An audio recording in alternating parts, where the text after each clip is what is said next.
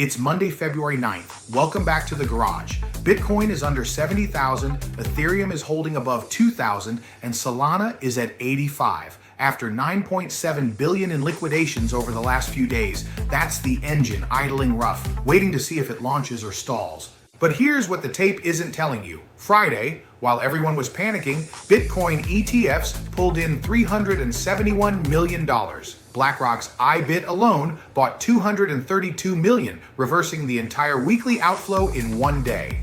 The weekend bid was real. Saylor added $78 million, Tom Lee's Bitmine bought $82 million in Ethereum, and Binance dropped $300 million into reserves. That's $700 million in institutional buying, hitting a market with almost no cushion left. So why the slip? System liquidity. The Fed's reverse repo facility is down to $7 billion, basically zero. This week, the government sells $125 billion in bonds. With no buffer, yields spike and everything feels it. The trapdoor, CTA autopilot funds. No emotion, just rules. If the S&P holds, they buy $15 billion. If it slides, they sell $33 billion. Break 6707 and it's a mechanical cascade up to $80 billion in forced selling over the next 30 days. Stabilizers. Dealers are long gamma, that's traction control. They buy dips and sell rips to keep volatility contained. Know if daily moves stay over 1%, the stabilizers flip, the traction is gone, and the ride gets violent.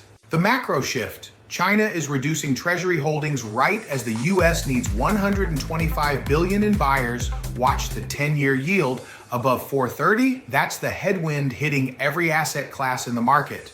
Crypto subtext. 700 million in institutional buying is the story. If it holds through Wednesday, this chop becomes a base. If not, 64,000 is the next test. And below that, there's a serious air pocket waiting to pull us down. Ethereum above 2,000 with funding at negative 16.9% is a reversal signal. Solana at 85 is clean but sensitive. It follows whatever Bitcoin decides to do next. Friday is CPI. That's the verdict. Everything between now and then is just the market asking the question before the big inflation print finally hits the tape and tells us where we're going. Engines hot, safety off, let it rip.